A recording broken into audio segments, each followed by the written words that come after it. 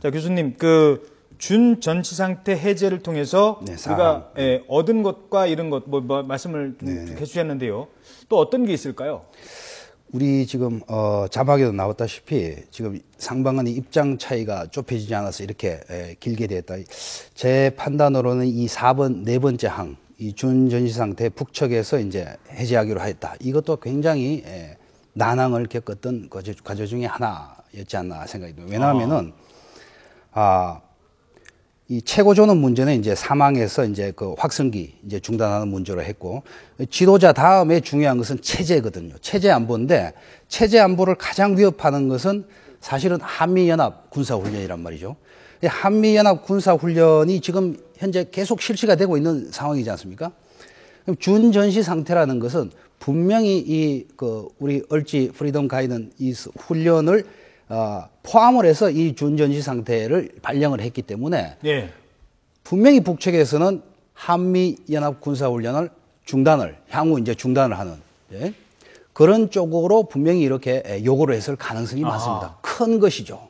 북측의 체제도 가장 이제 대북 적대시 정책의 아주 주된 어떤 수단이 한미연합 군사훈련인데, 그런 조건을 달지 않고 그냥 북한이 혼자서 일방적으로 해제하기로 했다는 것은 이것은 굉장히 상당히 이제 의미 있는 그런 부분이다. 이것은 근데 바로 북측이 사실상 한미연합 군사훈련을 빌미로 했지만은 실질적으로 북측이 원했던 것은 아까 제가 말씀드렸다시피 이 핵경제 병진 노선을 이어나가기 위한 경제적인 실리를 도모하기 위한 것이거든요. 그래서 이 사항에서 이러한 것을 북측이 해제하기로 하고, 그 다음에 이제 북측이 요구한 것은 바로 6항에 있는 그 남북 간의 민간 교류 협력을 활성화하기로 했다라는 것이죠. 그건 어떤 내용입니까? 이것은 사실상 이제 그동안 우리 이명박 정부 시절에 부여했던 2010년 5월 24일 그 조치, 남북 교역을 중단하고 대북 어떤 신규 투자를 그야말로 교류 협력에 대한 차단인데, 이 6항에서는 그 민간 교류 협력을 활성화한다는 것은 실질적으로 오이사 조치의 어떤 그런 해제라는 그런 의미를 가지고 있고, 북한은 한미연합 군사훈련 중단보다는 이러한 지금 당장 급한 것은 경제적인 어떤 실리를 도모하기 위해서 이러한 이제 민간 교류 협력 활성화를 6항에 이렇게 이제 집어넣은 것이다. 이렇게 이제 해석합니다. 알겠습니다. 네, 여러분께서는 지금 남북 고위 당국자 접촉의 합의에 따른 YTN 뉴스특보 함께 하고 계십니다. 지금 5가지 항에 대해서 쭉 설명을 했고요. 이제 이산가족과 관련된 내용인데요. 자, 이 부분은 YTN의 이 남북 문제 전문 기자 김주한 기자와 함께 또 얘기 나눠보도록 하겠습니다. 자, 김주한 기자. 이산가족 상봉과 관련해서요, 날짜까지 이렇게 딱 정했고, 물론 김주한 기자가 이 발표 합의문이 보도가 되기 전에도 예상을 했던 부분이다. 아마 이산가족 관련 부분이 들어가 있을 것이다. 자, 그런 얘기를 했던 배경과 함께 요 실무 접촉 갖기로 했던 거 어떤 의미가 있는지 일단 대통령께서 늘 이제 고령화되고 있기 때문에 이런 부분이 이제 굉장히 중차대한 문제이기 때문에 남북 민족 동지성 회복 차원에서 굉장히 중요한 문제거든요. 그런데 이제 이산가족을 했고 지금 앞으로 계속 하기로 하였다라는 이 부분에 대해서는 정례화라고 가는 수 있고, 나아가서 지금 여기는 언급이 없지만 박근혜 대통령이 늘 강조하는 것 중에 하나가 면회소 설치입니다. 이산가족 면회소 설치. 이 부분에 대해서도 합의가 될 수 있죠. 그럼 이거는 굉장히 여러 가지 연계될 수 있는 부분인데, 아까 정 교수께서 말씀하신 DMZ 평화공원 설치, DMZ 어디에 분단의 어느 특정 지점에 면회소를 설치해서 필요시에 남과 북의 이산가족이 와서 화상대화를 한다든가 직접 만나서 이렇게 한다라든가 이런 부분이 있기 때문에, 이거는 만약에 이산가족 면회소 설치까지 하면은 이 분단의 큰 한 축이 이 깨지고 우리 민족의 동질성 회복 차원에서도 굉장히 중요한 부분이 있기 때문에 면회소도 면회소고, 아까 이제 짚어줬던 게 이산가족 상봉이 어디서 열리느냐, 금강산에서 열린다. 그러면 자연스럽게 금강산 관광도 그런데 이제 그렇죠. 그 이제 과거에는 이제 우리가 서울에서도 열렸고 이산가족 대표단이 서울에서 평양에도 가고 그랬는데, 이제 그 후에는 이제 편의상 금강산에서 열렸는데, 이것이 이제 실무회담을 추해봐야 알겠습니다만은 이제 현재로서는 가장 적절한 장소가 금강산이었죠. 금강산이었으면 어떤 그 뭐 선언적으로 뭐 정기적으로 해야 될 안 되지만 기본적으로 이산가족 상봉단이 간다라고 가고 오고 하면은 지금 강원도 고성 같은 경우는 이 부분에 대해서 빨리 좀 어떤 경제적 낙후됐기 때문에 해소해 달라고 하는데 교류가 많게 되려면 그 지역 경제도 도움이 되고 여러 가지 자연스럽게 금강산 관광 조치가 해제할 수 있는 지금 당장은 아니지만은 어떤 그 선순환 구조가 이루어지지 않느냐라고 이렇게 미리 좀 전망할 수 있겠죠. 예. 사실 이번 사건의 직접적인 계기는 남과 북의 대치였고요. 지뢰, 그다음에 목함 지뢰, 그다음에 북한의 포격 도발이었습니다. 사실 이산가족 상봉까지 얘기가 들어갈 거라고 예상하지 못했던 부분도 있는데 그렇죠. 왜 들어가게 됐는지 뭐 이런 분석도 좀 가능할 수 있을까요? 어떻습니까? 그렇죠.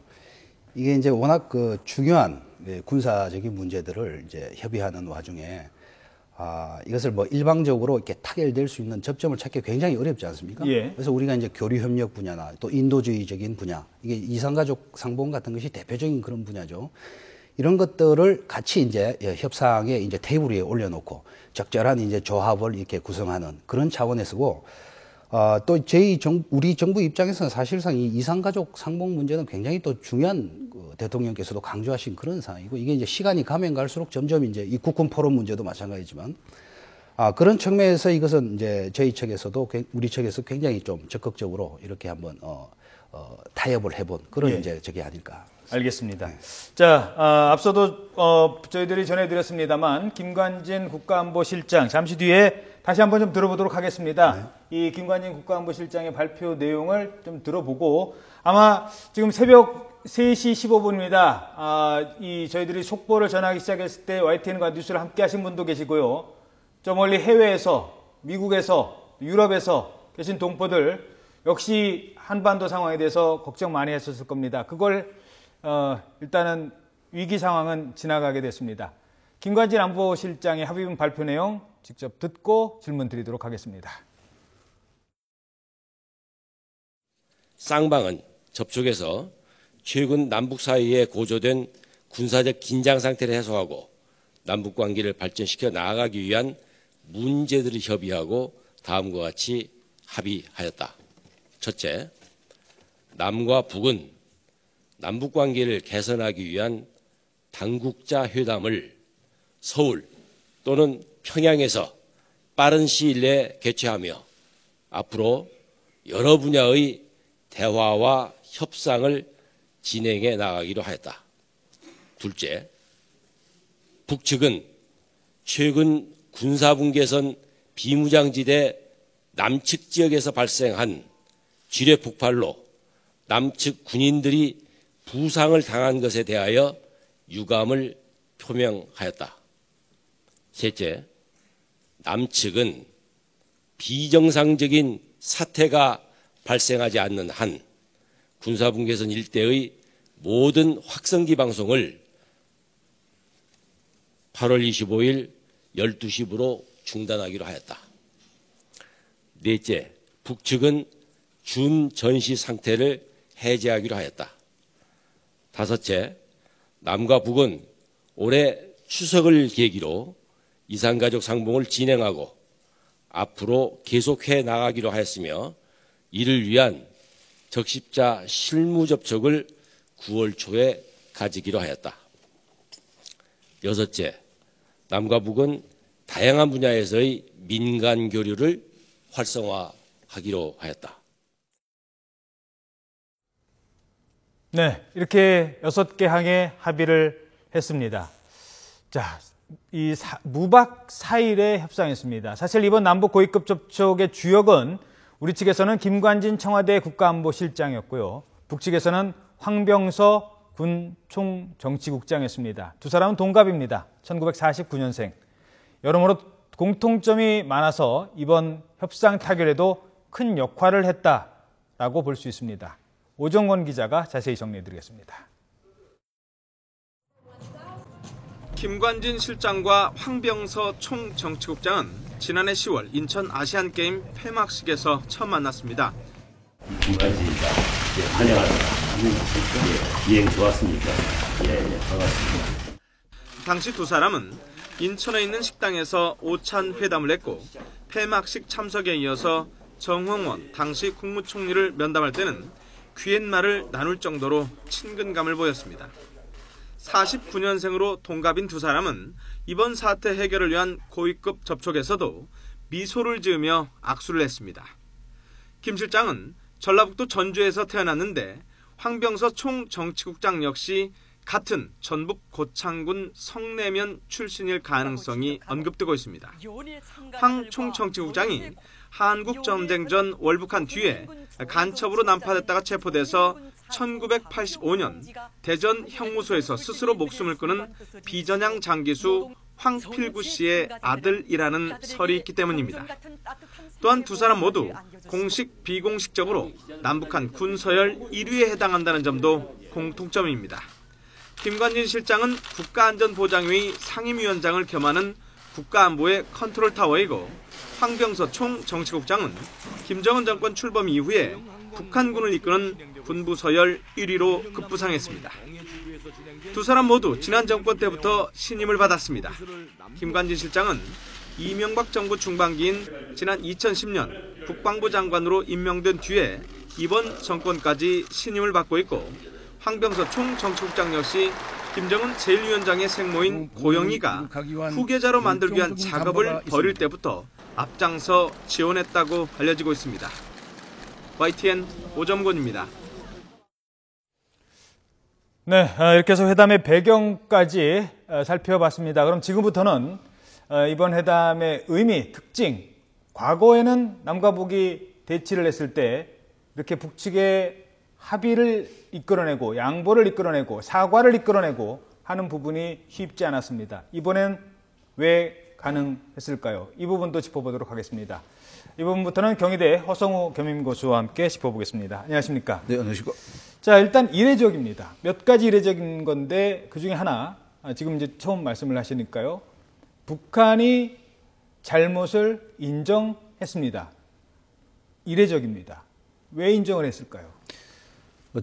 이번 합의 사항을 보면서 느낀 것이 뭐냐면 결국은 북한의 근본적인 목적은 전쟁이 아니고 김정은 체제를 유지하는 것이 근본적인 목적이다. 그러니까 김정은 체제를 유지한다는 것은 그만큼 과거에 비해서 김정은이나 김일성 체제의 어떤 확고한 그 체제 안정성보다는 굉장히 지금은 불안하다는 증거예요. 그게 만약에 체제가 안정된 상태라면은 아마 협상장을 몇 번을 뛰쳐나갔을 겁니다. 그러나 지금 김정은 체제가 불안한 상태에서 여러 가지 지금 국내외적으로 북한 내외적으로 상당히 위험한 요소들이 많다는 겁니다. 그 불안한 요소들을 제거하는 과정에 있어서 사실 이번 그 목함지뢰 그 사건 도발도 사실 북한 입장에서 볼 때는 굉장히 전략적으로 이것을 준비해 왔지만 그러나 그것보다도 북한이 이 남한의 어떤 대응 전략에 대해서는 좀 미숙했다. 그만큼 사람이 우리가 이렇게 강하게 나올 줄 몰랐다. 몰랐죠. 예, 과거처럼 이렇게 뭐 이 정도 하면은 남한이 딸려올 줄 알았는데 오히려 북한의 약점을 더 남한이 우리 쪽이 더 정확하게 알고 사실 그 대북 확성기 문제를 딱 들이대는 상황이 오기 때문에 그 부분에서 북한은 상당히 그냥 예상을 못했다는 거죠. 전략적으로 접근했지만은 남한의 어떤 심리적 대응 방안에 대해서는 실패했다. 그런 측면에서 볼 때는 그 실패한 상황에서 뭐도 할 수 없고 그것이 만약에 계속 지속되면은 김정은 체제 자체가 위험하게 된다는 거죠. 그리고 이번 과정에서 또 한미 동맹 관계가 굳건하게 유지되고 있다는 것은 북한은 또 한 번 본인 스스로 확인하는 거죠. 자, 이례적인 것 또 하나 있습니다. 그동안에 남과 북이 이렇게 대치를 할 때는 중국 또는 미국 뭐 이런 다른 나라들의 뭐 개입 아닌 개입이 있었고요.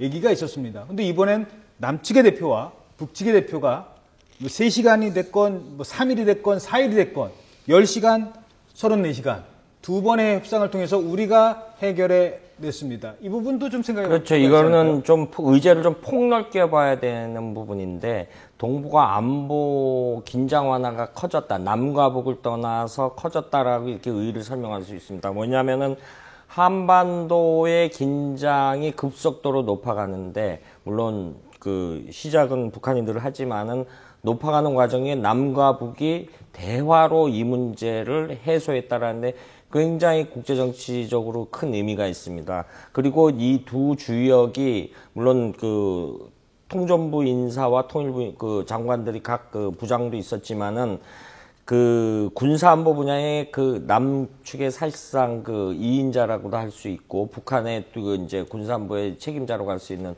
이런 인사들이 양 정상의 대리인 성격으로 이야기를 진행시켜 왔거든요. 이런 부분에 대해서 김정은 제1비서에게도 이건 결코 나쁜 게 아니죠. 왜냐하면 그동안 2013년 3차 핵실험이 북한이 굉장히 고립 차원에 있었는데 북중 관계도 안 좋고 뭐 북로 관계는 조금 조준을 보였습니다. 그래서 이 북일 접촉도 한 와중에서 이런 돌파구를 찾았기 때문에, 그리고 이제 그 김정은 체제 들어와서 오는시 당창건 70주년 행사를 10월에 대축전장으로까지 이야기를 해서 만들려고 했기 때문에 이런 부분에 대해서 의미부여를 할 수 있습니다. 또 하나 우리가 전통적으로 생각하면 10월에 당창건 70주년을 하면서 미사일 발사와 핵실험을 할 것이다. 미사일 발사하면 평균 한 10억 달러 들어간다 그러거든요. 핵실험을 한 30억 달러 든다 하면 북한 돈이 많이 들어갑니다. 그런데 본인이 핵 축전장으로 했고 이 남과 북이 이제 급격히 이 합의 조항만 지켜진다라면은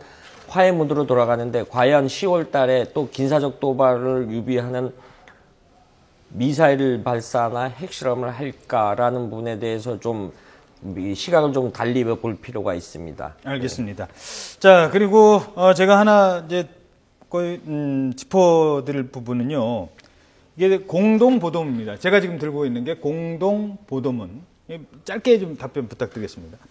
이 공동 보도문이라는 거는 남측과 북측이 똑같이 보도를 하겠다는 전제입니다. 우리가 그렇죠. 지금 YTN을 통해서 해외에 계신 동포들이 이걸 보고 계신다면 내일자 노동신문, 내일 조선중앙TV에는 이게 이대로 나와야 됩니다. 그런데 물론 내용 중에 남북은 뭐 이런 표현은 있겠죠.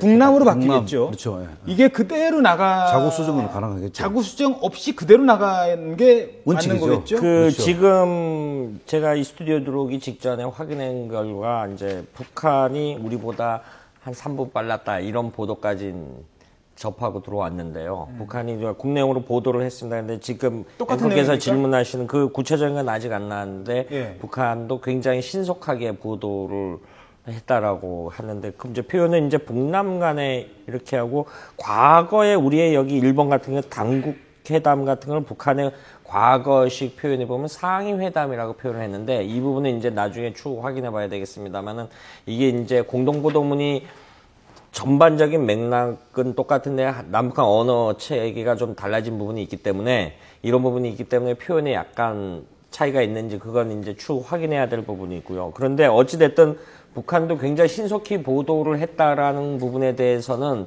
굉장히 높이 평가할 부분이 있죠. 예, 알겠습니다. 자, 쭉 정리를 해드렸습니다. 이어서 저희 송경철 앵커가 다시 내용을 분석을 해드릴 예정인데요. 일단 그 전에 김관진 청와대 국가안보실장이 조금 전에 발표한, 북측도 우리보다 한 2분, 3분 빨리 발표를 했다고 하는 남북 공동보도문 내용 함께 들으신 뒤 계속 이어가도록 하겠습니다. 이번 남북 고위 당국자 접촉을 통해 당면 사태를 수습하고 도발 행위에 대한 재발 방지 및 남북관계 발전의 계기를 마련하게 된 것은 매우 다행스러운 일입니다. 앞으로 쌍방의 합의사항을 성실히 이행하고 대화와 협력을 통해 신뢰를 형성함으로써 우리 국민의 기대에 부응하는 새로운 남북관계를 만들어 나가는 계기가 되기를 기대합니다.